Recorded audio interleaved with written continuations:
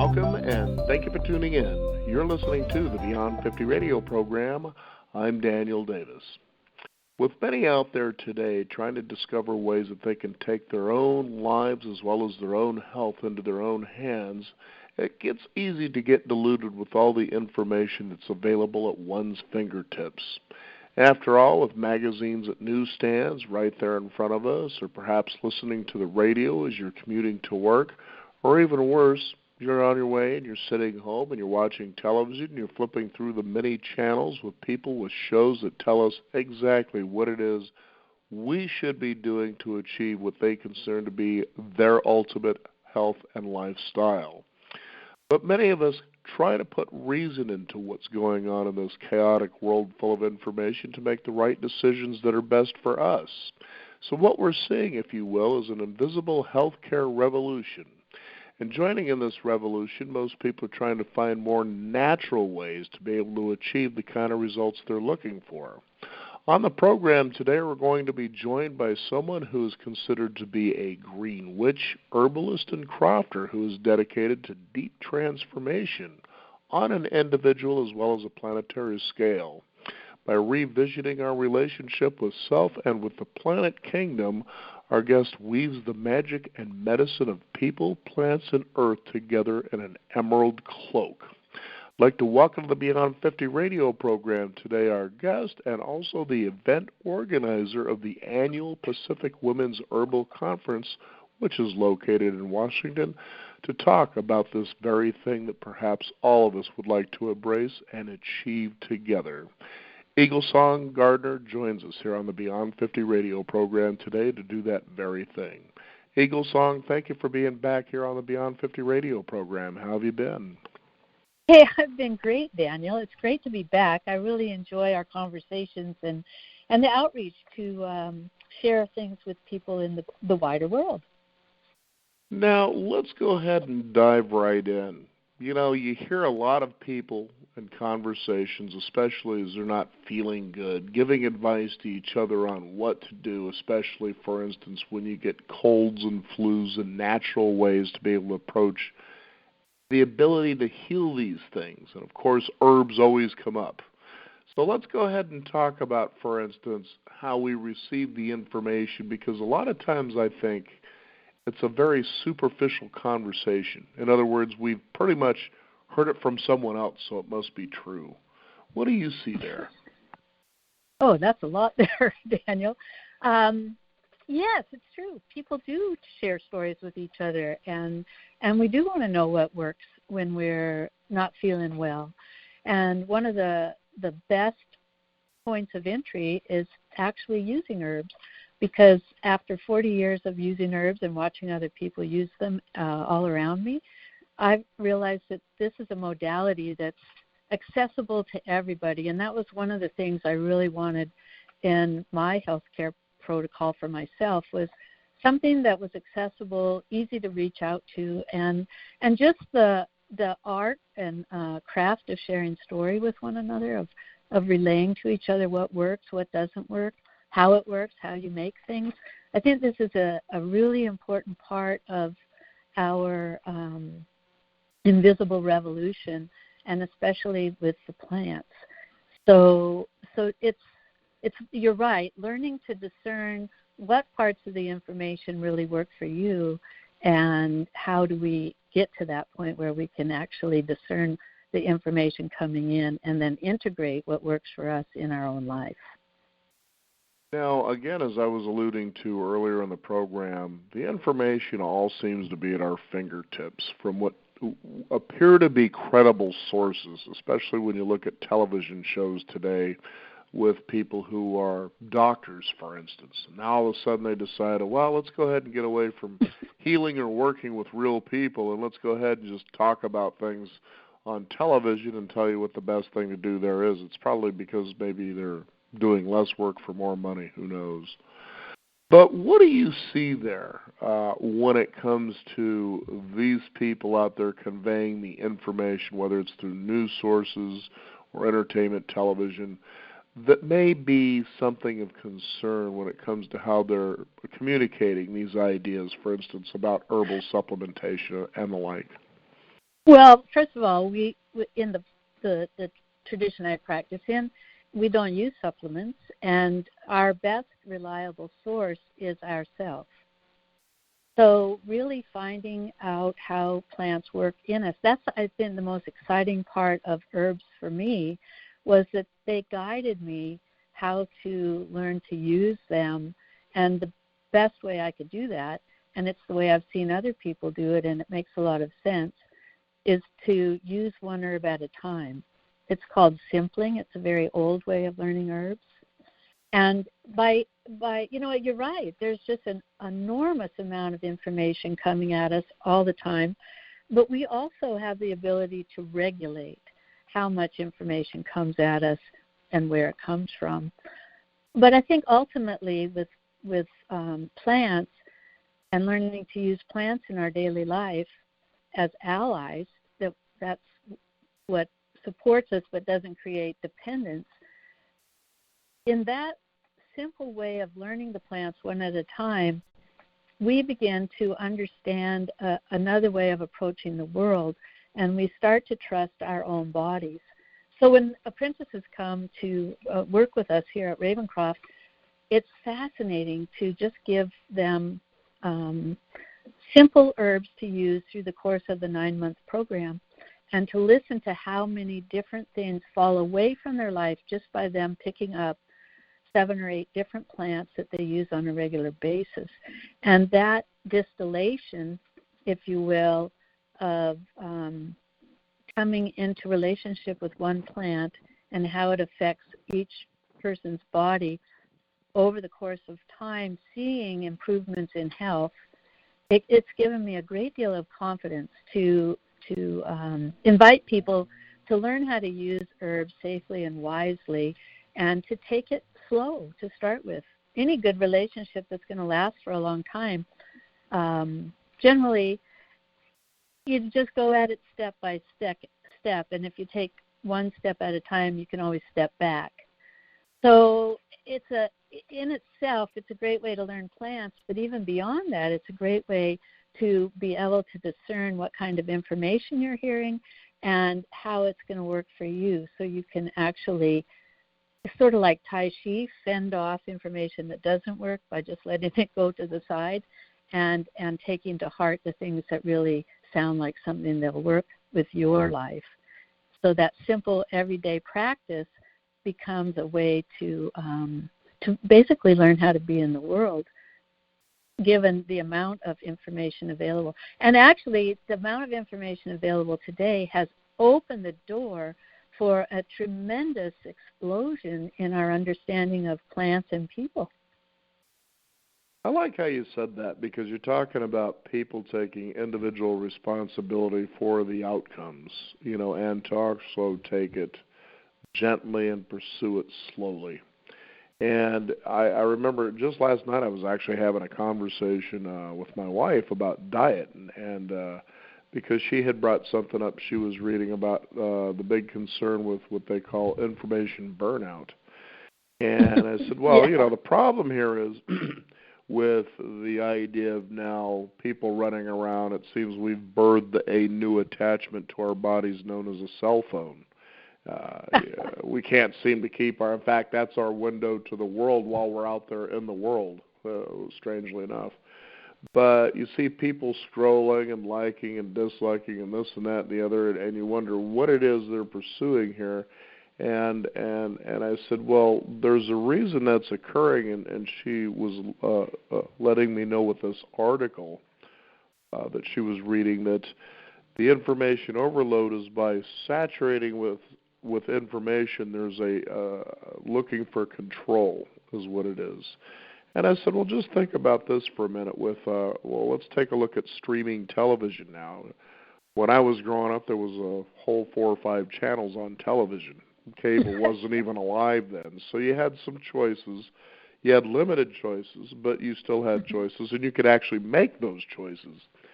But now with streaming television, this is long after cable was invented, is now you can go on one streaming channel, let's say Netflix, and you got 1,000 choices or better of things to watch, and you just sit there just thumbing through, not really choosing anything, right?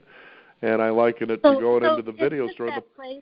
What's You that? have to remember, Daniel, that the information coming across our digital devices is, in a lot of ways, it's just the mind taking a walk with itself.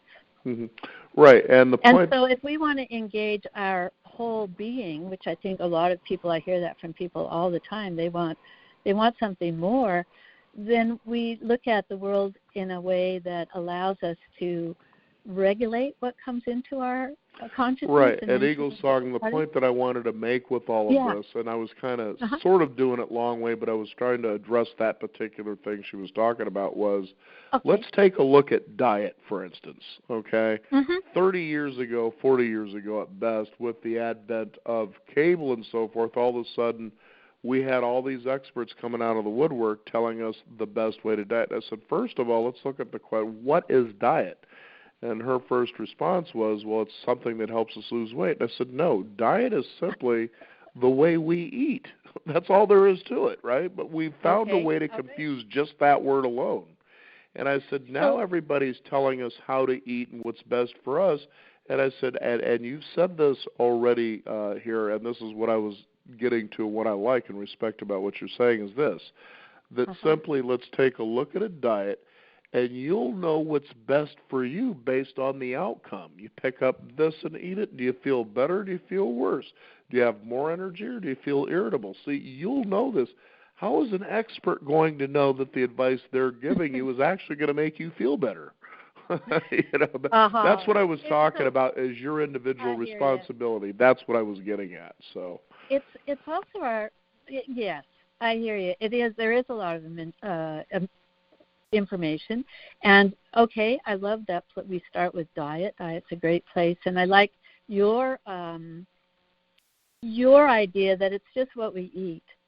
Diet is just what we eat, and so for my most of my life, I've been really curious about eating. I like to do it at least twice a day, and idea of for most of humanity's experience on the planet, people were not worried about what they ate. They were just concerned that they could eat. And so I think if we take a step back from this idea of what is the right diet and go to exactly what you're saying, that we start to pay attention to what happens when we eat food. And in the tradition that I practice in and I love is that health comes from the word whole and wholeness are how we achieve health. So really looking for food that's whole in and of itself, not having parts of itself separated, and realizing that in this practice of separation, there's been this promotion of what's good for you. Like to say that wheat is enriched after they take out everything in it that's good for you, it's kind of that backwards way of thinking. Like it's advertising. It's just letting people believe something by telling them we've taken every good thing out of this wheat, and then we're going to put back in, supplement it with our idea of what you should have, and then we're going to tell you that the flour is enriched. So going back to wholeness, we just take that step back. It's like people say to me, well, how do you know what to eat? And I say, I eat food. And they say, well, I know, but what kind of food? And I said, well, what are the ingredients in what you're eating? So you can always tell if you're eating food if you look at the ingredient list. Because when you're eating food, what are you eating? You're eating one thing. The ingredient list is apple. The ingredient list is whole wheat. The ingredient list contains only one thing. If there's more than one thing in it, then you're eating something that's been processed. Then you can say, okay, is this simply processed or highly processed? Am I, so there's a lot of myths around what's good for us. Now, here's something to hit on right there, okay? Here's what I love, okay? So we're seeing this big revolution now of people who are now vegans or vegetarians, okay? Now you're able to get things in stores that have replaced meat Okay, like sausage. Okay, now here's the It's big sort one. of a self-limiting. It's self-limiting. Right now, but here's There's what never been vegans or vegetarians on the planet. right. So But here's what I people are want to trying bring up something right new. here, right now, with what you were just talking about ingredients. Okay, Yep. so one of the big things that's on the market right now, not that we're going to stay on this conversation in this track, but this is very important, is Okay, this. great. It's these new line of what they call vegetarian or at least vegetable-based hamburgers. And Well, so let's stop right there, Daniel. Let's just stop right there. Why, if they're so committed to eating non-meat diet, are they trying to make things like meat? right. And And the point I if we wanted to look at the make, let's hold on just a second. Let's hold on a minute. I know you're excited. All right. Is I'm excited. exactly on point with what you said about ingredients. Okay, so we picked up one of these, but then we went on YouTube and we decided, okay, let's take a look at how these things are made. And we said, okay, they've been able to reproduce as close as they could what a hamburger patty is in texture, flavor, even the way it looks when you cook it up, for crying out loud. And I said, okay, so it's supposed to be vegetable-based. We get this.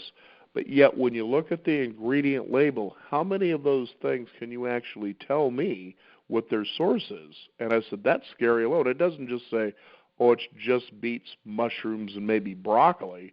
There's all these long-range chemical names in there. And you're trying to tell me that's the way you want to go. But I like what you're also saying as well.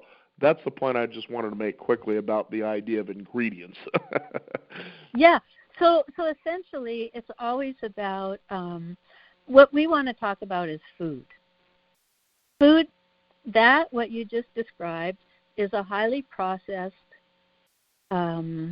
product that is what one of my friends calls faux food, F-A-U-X. It's not really food. It's a highly processed, sourced from parts, trying to make something whole, and it's basically not, and it's trying to imitate what people don't want. So it doesn't make any sense if you think about the whole thing and the wholeness of it. When you can take one step back and just eat food, meat, eggs, and milk are the three foods that the body can digest without any kind of processing, most easily absorb the nutrients out of those things because they are the most like a body of anything we eat. It's hard to get food out of vegetables, to get food value out of vegetables. They have to be cooked. They have to be soaked in oil. They need to be dried or fermented. There's certain processes that are useful to make the food we eat more nutritious, but none of them involve chemistry in that way. Mm-hmm. And they're fun. These activities to find, to forage. I mean, foraging is super popular right now. Why is foraging so popular? Because it's in our nature to go looking for food. Even when I go to the grocery store, and I do go to the grocery store, I always just put on my best foraging self to go into that store. And when I'm looking for produce, I am really, just like if I'm out in the field, what am I looking for in nature? The foods that are actually going to fit the best with my lifestyle and what I'm doing. And so all of it is interesting and fascinating, isn't it? Now, getting back to herbs again, here's what I find a unique revolution happening now.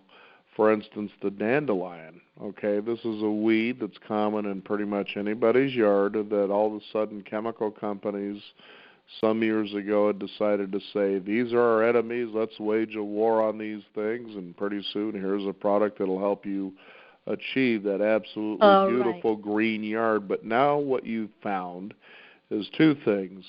You're finding lawsuits against these chemical companies for what had possibly happened and how these products they have put out there to kill weeds may have given people cancer. That's distracting us, Daniel. Those things are distracting. Let's talk about dandelions. Now, that's what I was going to get at, because now in the store you're finding dandelions available in the produce section. So those very things that are enemies we're discovering are our friends. Not just friends, they're real allies, not just at the grocery store, but even in our own gardens and our own neighborhoods. really seeing, and dandelion's a great choice because we're talking about deep transformation, and the fact that, so we can talk about advertising and how are people convinced that they should do this or that. And really, the way most advertising starts is with a problem. There is this problem, and then they invent the problem. Dandelions are a problem, and then they tell you all the ways to get rid of them. And so if we look at dandelions as a benefit and as an ally, we all of a sudden start trying to figure out all the ways that we can get more of them. So we want more dandelions in our world. We want more access to good health and plants that we can forage freely in the area we live in. And so just by turning away from what we don't want and going towards what we do want, we create an entire different way of looking at the world. And I think that's the best medicine I have learned from plants and from the herbs. Our idea of herbs and herbalism is one that has been sort of hijacked into turning what's it good for into how do you get rid of something. And we are now learning to look at plants, and I've watched herbalists do this over the last 4 decades. A lot of people with really different points of view and perspectives about the world have really deeply gone into understanding plants and plant medicine. And the simplest plant medicine is nourishment. And so when we're guided by plants like dandelion and nettle, and the plants that hold really rich mineral and protein components in them, and we begin eating those, our minds actually change. You know, I watched people eat weeds for the last 40 years, and it's a beautiful thing to see. But I do tell people, if you're not really interested in having your mind change, don't use herbs, because it's inevitable that when you start bringing them into your life on a daily basis, this is we're talking about every day you're using herbs for nourishment, you're going to have wild thoughts, because these plants are guiding us. They've been guiding, people for a long time. And the revolution around all of it is that everyone has access to all the plants that can really change their life once they get the information about how to engage in collecting them, harvesting, growing them. All those things actually are activities that really change the world. And what I see around me is a lot of that change happening right now, and it's accelerating.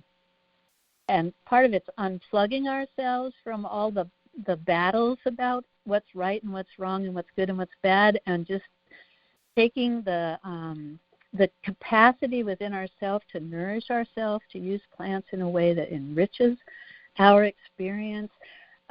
People love to go out and collect plants. It's just a fascinating thing.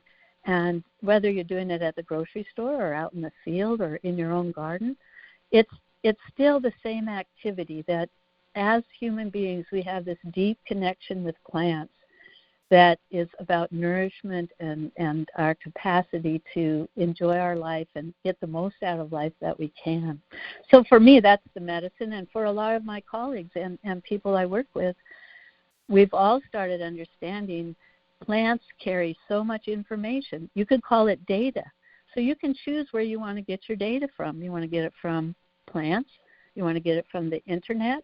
Well, you don't have to just pick one. You can use all of those things. But I would say anyone who allies with plants and simples and starts using plants on a daily basis in the form of nourishing herbal infusions, adding more plants to your salads, will start seeing the world completely differently, because you're bringing your vision to things that are actually nourishing and enriching. That's a revolution in and of itself.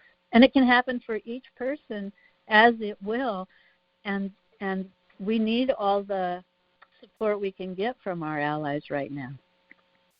Now, I like the way you said allowing plants to guide us. In other words, you're pursuing this information from a truly true sense of the word, an organic approach. You know, rather than typing it up or hearing it from somebody else who says so, and if they say so or you read it somewhere or hear it somewhere, it must be true, but from a direct experience. Yeah, direct experience is the key operative thing here, is that really to know the truth, we need to know who we are and what we need to actually be all that we've come to be, our unique self. And where we source our information has a lot to do with how we shape and mold ourselves. And the plants have guided me and a lot of people, thousands of people that I know. The plants really are our guides. They're inviting us, like the Pied Piper, to come away from this vision of the world. It's not that things are right or wrong, but to re-enter a world where we see the beauty and we see the possibilities and the growing. You know, I went to Europe 3 different times, and one of my big questions was, why did my ancestors leave there? What do people do when there's cataclysmic events that happen? And what I came away with, because there they don't just totally erase everything. There's a lot of history visible in everyday living. So you see a lot of what's going on. It's not just wiped out and have a new building put up. They actually care and tend for what's historic. And the answer I came home with was, well, everybody just grows through it. You know? We grow through it. We grow through our experiences. That's why we're all here today, because people that were our ancestors grew and changed. And what did they want? They wanted to make the world a better place for us. And so we have this amazing world that we live in, and we always have had it. I think seeing it is the big revolution. I like when you talked about foraging, actually going out and being proactive about finding things. And I remember picking up a book from the library, and it was about natural weeds, things in the wild that you can go out and find that you can eat, that are edible, things like that. And so I'm looking through the book, and I'm looking at a couple of ones, and I thought, I think I've seen those around here. And here's what was astonishing. So I decided to go to the store, and on my way, I wanted to see if I could see these things I was reading about in the book, just simply find them out there. Uh-huh. And as I was going along, now, mind you that this walk to the store was probably a good 8 or 9 blocks, okay? Mm-hmm. That it seemed like and you're in the I city, was right? all of a sudden there. I was at the store. Like, that's how fast the walk seemed, as I was caught up in the curiosity of looking for these things. Yes. You know? And that's actually, Daniel, beautiful, because that truly captures what I've watched herbalists do over the last 40 years. It was our curiosity that, we put together an amazing compendium of information that people have access now to, because each of us had a different thread of curiosity. So we now have, doctors who are actually really speaking up for herbs and how the herbs can help their people in their practice. And we have people who have done the chemistry part. They're really interested in chemistry, so they went in and dove in deeply and came up with all the chemical information that we can use now. So we have this beautiful coming together right now of science and history and, just simple people wanting the best for their lives. And it's all coming together in this beautiful integrated way of looking at how are we going to live in the world as it is, not as we fantasize it to be. And so herbs have permeated, and this is to me the exciting part about how plants work. Herbs have permeated every level of our healthcare delivery system. And now lots of people are talking about how can we use these things that we call plants. And people call it the plant kingdom, but really when we take a step back from that and we think of it as the plant kingdom, that these plants and us are really related. and they carry a tremendous amount of information and data, just like we do, because we have all that historical embodiment of all of our ancestors. And now we're learning that we actually can tap into that great information log, if you will, and because I think everybody's looking for the direction. How do we make the place better? How do we live here, and how do we leave it behind for someone to live here when we're gone? And that's bringing us all together in all different layers. So I think it's a kind of magic way that plants are guiding not just the herbalists, but the world at large. That because you know what? It's their habitat too. Well, and let's take a look at it this way too. I was going to say Eagle Song. We have to also take a look at it too. We live in complete symbiosis. Without plants, animals die. It's really just that simple. Without animals, plants have a hard time being out there. And people will see its most basic form to say, well, that's because they give us oxygen. No, it's much more than that, as we're talking about here. And I like that we continuously talk about allowing plants to guide us. Now, here there was an interesting series of interviews we did some years ago, and it was about it was a book series called Anastasia. And it was really, the first book alone was just certainly worth the read. And it's a sort of a fictional story, Will, about a little girl who was found in the taiga forests of Russia, who was simply raised all by herself out there and learned from nature, apparently. And what was really unique is some of the reference points in there. For instance, one of the books I picked up from this, that it said on the bottom, The Secret Life of Plants. An amazing book right there alone. But there was a practice they had when they talked about, in this series, about growing your own garden, which apparently, I guess, a lot of people up in Russia do these things. They actually grow their own stores, so to speak. Yeah, they produce 40% of the food that's eaten in that country. Right, and that's amazing all by itself that they do that. They're proactive, awesome. Like what we're talking about. Here was an interesting practice that I got a kick out of, and the reason behind it, they said that each day what you do is you take out a bowl of water and you actually wash your hands and feet off into where the plants are. Okay? Now think about it. People say, well, why would you do that? Well, here's why you do that. Because what you're doing in this washing off, you don't use soap. You're just washing with this clean water off into the garden, your feet and your hands. And what you're doing is you're transferring information of your body to these plants, and apparently these plants will adjust themselves by knowing what you need and actually grow themselves to do this. And I thought, that's kind of wild. That is wild, isn't it? I'm going to do that. I have a garden. I'm going to do that. But and I also think that when we actually interface in the garden, when we go out and we pick food or we grow food, we're tending. See, I think that the big thing that we've lost is tending. Tending has turned into chores or maintenance, or we've lost the spirit and the spirit and the practice of tending and caring for the world we live in. Somehow we believe somebody else is supposed to do that.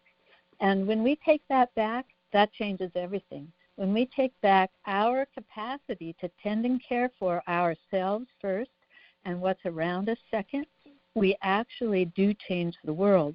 And I think that's the revolution of our time, is that we each and every one of us find that place in us that really is a strong pulse of what is our purpose and what are we really here for. I think this is really a question of our times. What are we here for? The existential place is that it doesn't really matter, because in 100 years nothing will be here that, was here now. But truthfully, it does build on itself. And our care and tending, I know there's stories about people in other countries. In Portugal, I have a friend who told me about a woman who lives in a house in Portugal, and her family has lived in that house for 800 years. And the oldest woman, I know, get this, the oldest woman in the house is the matriarch of the house. And it is her job to know every single thing about the house, like every windowsill, every story. And it takes her whole life of having that transmission given to her by the other elder woman to understand that this house has a living history because it's embodied in that person. And that person then knows the whole history of the people who have moved through the house. So it's true that everything does change, but there is a reason to remember where we've come from, because it really helps guide us to know where it is we're going and understand where we're at right now. So getting outside barefoot is a great way to start to feel the pulse of our home, our habitat. The planet is our habitat. It's a whole living entity, and the better we can connect with that source. And imagine it's an electromagnetic generator. The center of the earth is molten, and it's generating energy all the time. And when we put our feet bare onto the ground, we can pull that energy right up into our body. They even have a word for it now called grounding, I think. But earthing's the word. So these things are true, and they've helped our ancestors through time. And the same with the sunlight coming down from the sky onto us. Every plant, every person, every living thing needs to have light, but they also need to have darkness. And so when we just get ourselves back between that light in the sky and the earth's generative energy, and we start to pull that energy up and down in through our own being, with our breath we can do it, and there we interact with the plants.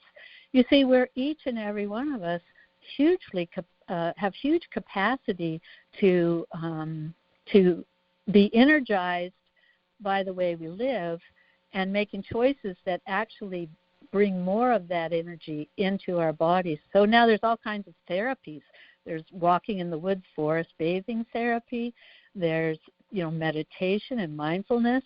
And all of these things are ways that people through time have learned to actually get the generative force of the universe into themselves. And plants are our natural, food is our natural way to start that process, the simplest way. But yet we have challenges today where I have friends who are doing chemotherapy and people who are needing the support of the herbs on a very basic level, at a very, what you would call primary level.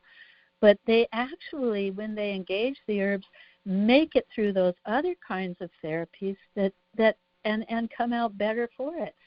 And each day they're improved in the way that they can interact with plants and with people and with the whole experience they're having, using many different, it's that integrated way of being in the world, because this is our world, and these are the challenges we have today, and we can engage the plants as guides to help us learn how to do that in an integrated way that encourages wholeness and trusting that we don't know where we're going.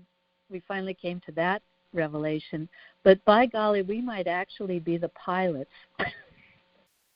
I like that you're putting this all into perspective, because what had occurred to me, especially as you just brought up that people who are having to be on chemotherapy, which I would have to believe they're in cancer treatment, for instance, and that they're using herbs to actually support a Western approach to being able to heal or hopefully reverse their condition. So what makes that a good statement is because there's so much of the, let's say, holistic natural lifestyle that preaches how deadly and nasty Western medicine is.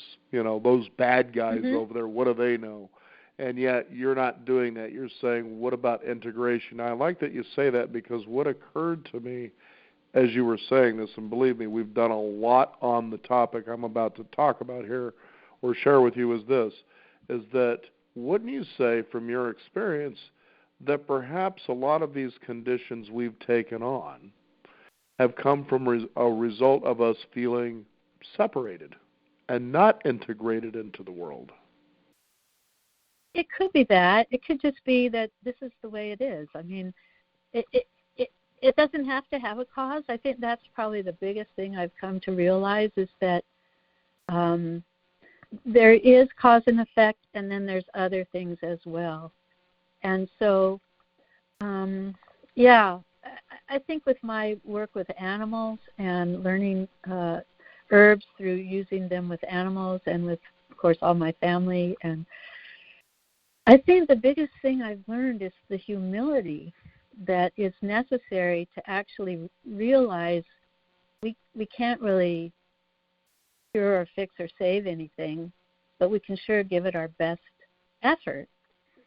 And then the ultimate thing is kind of the integrated wholeness of what's happening.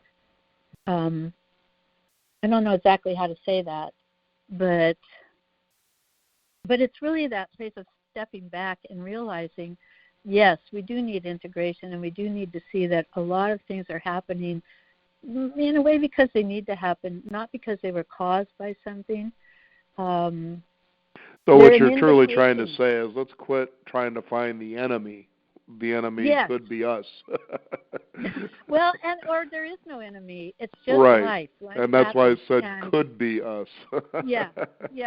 And so when we find that resolution in ourselves, then our view of the world shifts. And at least in my experience, that's been, I was, as a young woman, I was pushing away everything that wasn't natural because I didn't want to engage in any of that. But what I've come to realize is it's all nature. Everything that's here is nature. And what I want now is how to integrate, and I think this comes with age as well, integrate the experiences I've had and look at what did work, what didn't work, what can I change, be more proactive in my own view of, wow, this is an amazing place that I get to live in. What can I do to tend and care for that place? What can I do to tend and care for this body? And not because I think it needs cleaning up or fixing or saving, but because it's just an amazing experience to be a human being. And then my willingness to contribute in a way that is meaningful becomes more my driving force. And it's like I have had challenges in my life caused by a lot of things around herbs, like telling people about herbs and then watching them go out and totally raise the countryside, and that was disturbing to me. And then having people always ask, well, what's it good for? And it's like the only thing they wanted to know was what can it do to get rid of something that they don't want in their life. And that took me 5 years, like really that question, because I said to a woman one day, I don't know, what are you good for? And basically that's a good question. Yeah, that's when Hawthorne tapped me on the shoulder. Because everything, when you think of the negative things as you perceive them to be that come into your lives are usually the very things you need, correct? Right, or, and so this woman says to me that, what is it good for? And I just totally flip out. And I'm tired of talking about what these plants can do to get rid of your diseases. And the Hawthorne, that's when Hawthorne said, Eagle Song, it's time to go on a walk. It's like we need a walkabout. We need to go out there and you need to find out what are these plants good for. And basically not just from that reductionist perspective of how does it cure, fix, or save something, but what I found out about plants in that 5-year walkabout was that they are good for so many things, and that my true purpose for this part of my life is to really, really look at tending and caring for the place I live, for the people around me, and recognizing that, like, I have a lot of trees on my property that need pruning. They need to be cut down, some of them. Now, how do I do that in a way that I engage the energy, that I actually am respectful in the maintenance and care of the plants that live around me, and that I still continue to be a gardener where I'm interfacing with nature and I am making decisions about how those plants can be given the space they're in, given the space I'm in, and how can I get support for those processes from people who also care about the way we interface with plants. And you know what? Those people are showing up. I have arborists coming that are totally willing to talk with me, and we can sort out how it is we want to care for and tend the trees. They have the skill. I have some of the information that's really different than what the general pattern is in the world I live in. So it's great because we're having these amazing dialogues. The county comes along and now they shear my hedge. I used to hate it when they sheared my hedge out front with their big blades. And now I go out and I flag the shearer down and I talk to the person. And I realize it's great that they've come with those big shears because I'm older now and it's not easy for me to prune my hedge.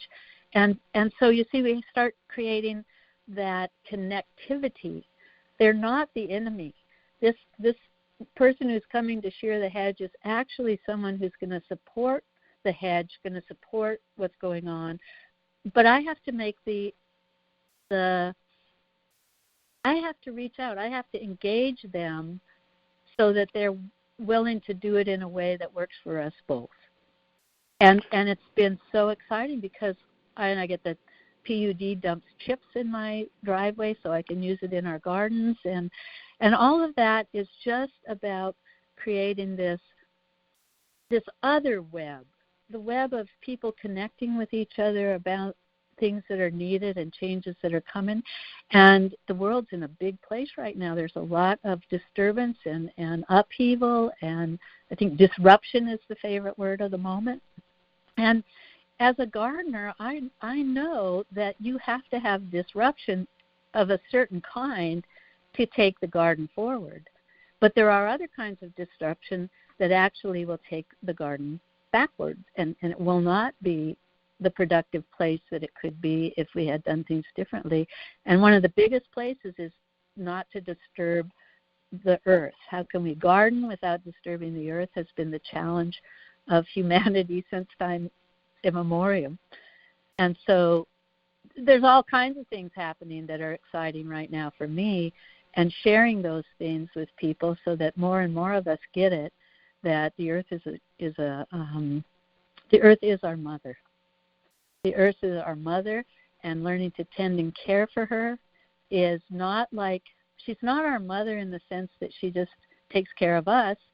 It's the other way around. We take care of her once we reach a certain point in our life, just like it is for humans. Now, have you found, Eagle's Song, that as you had, especially as you talked about this walkabout that you went on, as you seemed to, and this may sound kind of like a hippie-ish, metaphysical, new agey term, but vibrated into yourself, if you will, that life and the world not only seemed to get easier, but as you were even talking about this person that came along to hedge the bush, that things just kind of came to you as they were necessary, so to speak. Yes. Mm-hmm. Yes, I think that vibration's great. People are it's true. But vibration isn't just a hippie-ish thing anymore.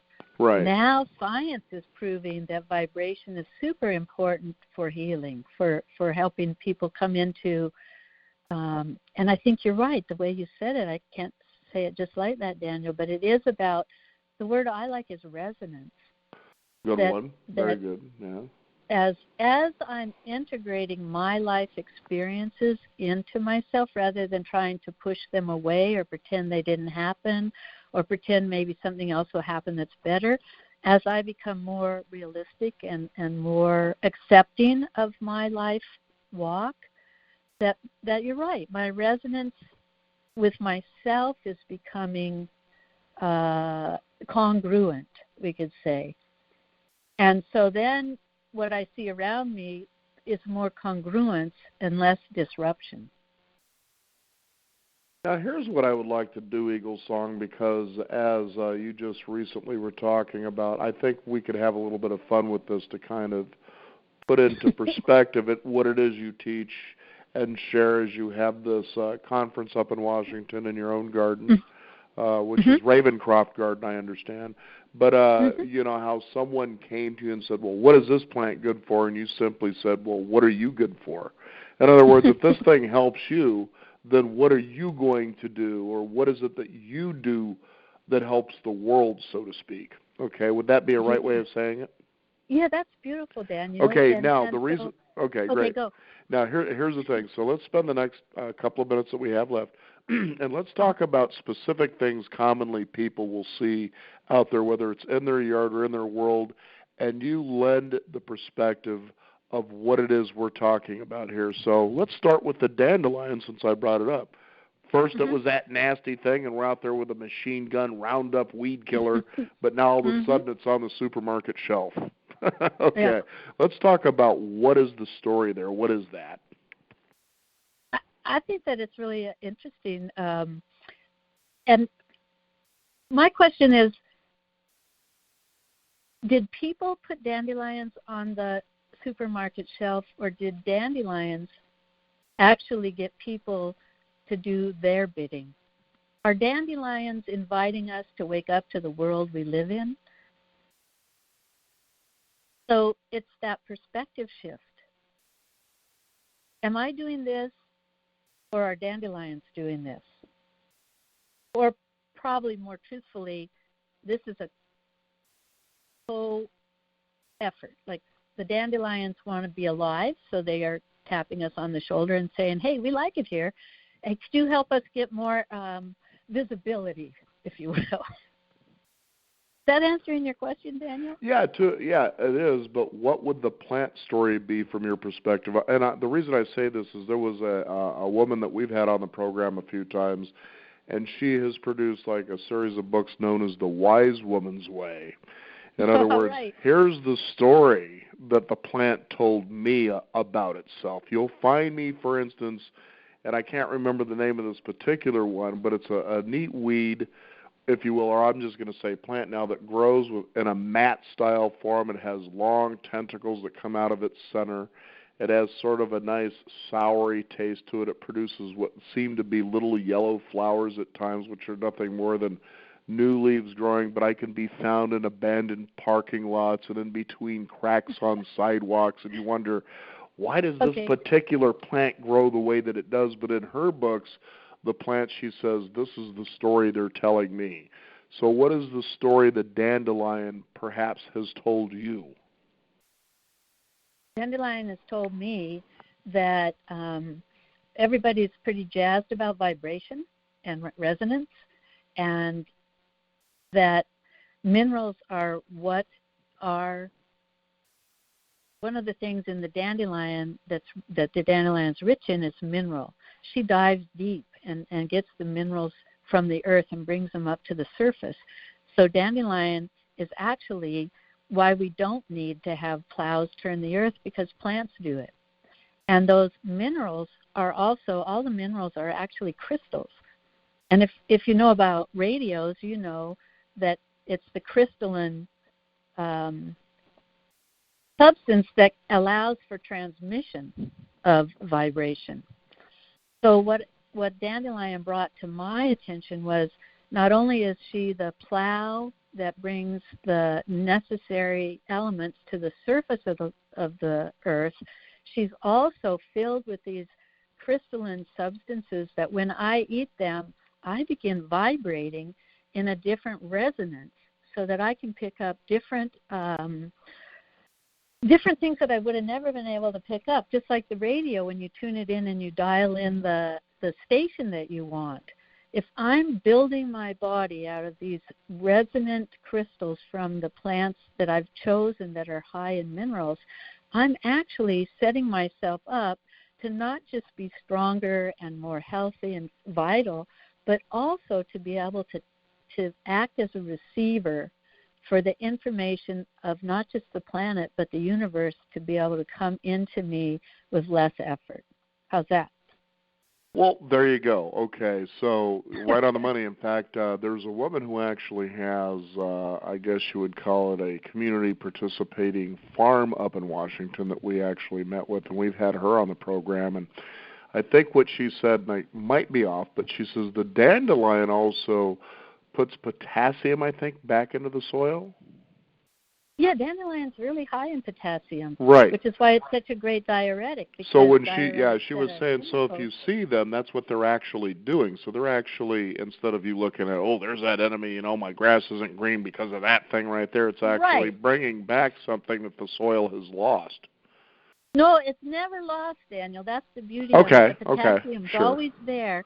And that's the part of people right at the moment when I'm really excited about this, that nothing is ever lost. We think how sad it is these things are being lost. But really, once you start bringing this resonance, this vibration into your body, you realize that, no, not lost, because as long as there's a plant and a person, and whether you know about potassium or you don't, you will figure it out. Everyone will figure it out when they start to engage the energy of the plant. It doesn't matter if we know how to break it apart into constituents. What will matter most is that we can eat it. And to maintain the choices of real food so we can eat food, so that is where we get our information from, means that we will be better receivers for all this information that wants to come through us, that is really latent maybe, but never lost. Right.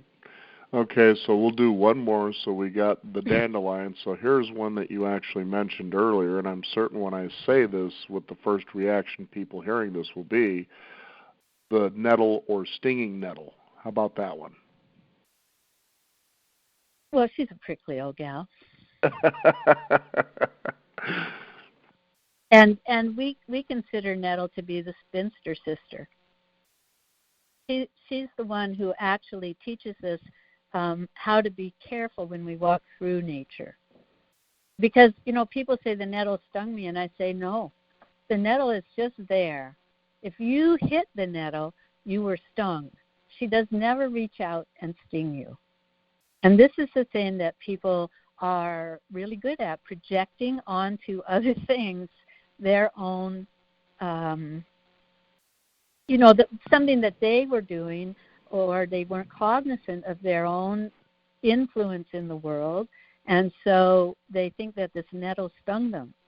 It's funny about that, what you were saying earlier. The nettle stung me. Oh, so you were that special? The nettle reached out and stung you? What makes you the world-class citizen? I'm just kidding, but yeah.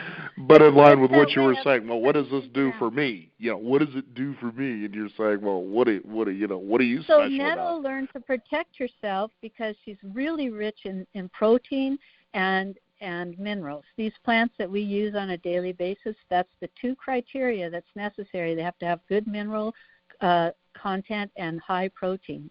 So because nettle is rich in minerals and protein, other things would want to eat her.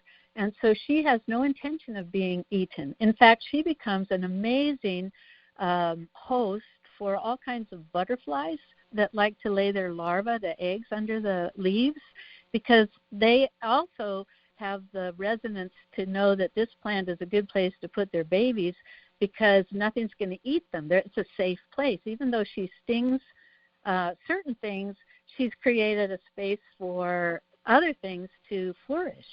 And that is that place of the beauty of nature. And so I'd say nettle has brought that to my consciousness, that it's really important to be able to say, that is not part of me, and this is part of me. So I'm going to eat the nettle, but I'm not going to eat that other thing.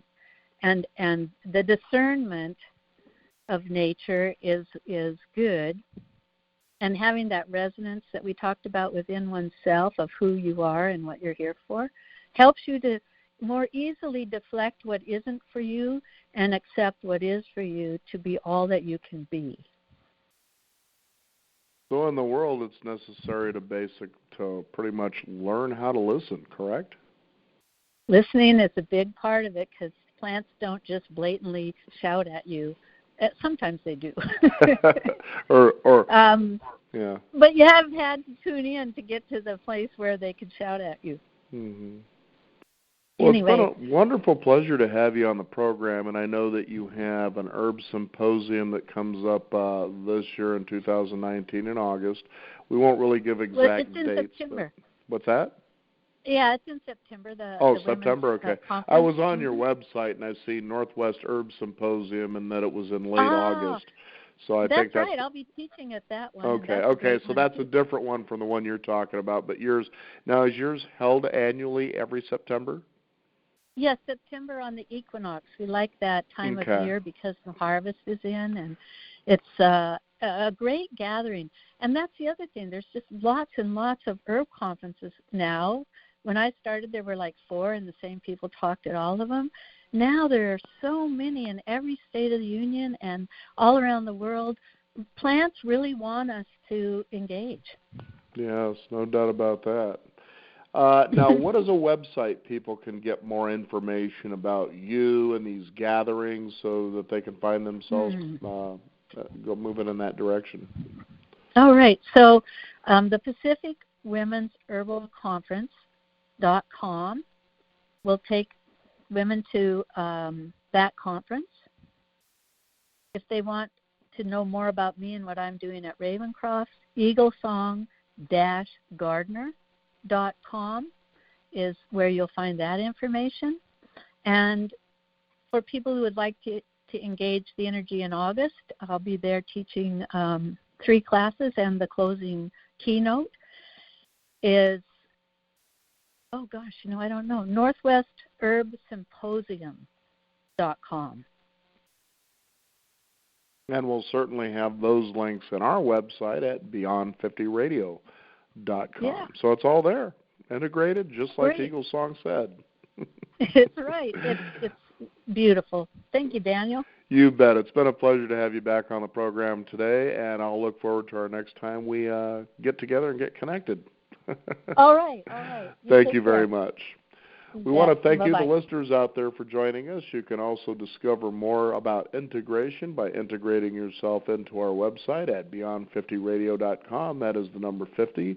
We do encourage you to sign up for our weekly e-newsletter to keep up to date with what's going on in the world of Beyond 50 as well as upcoming programs.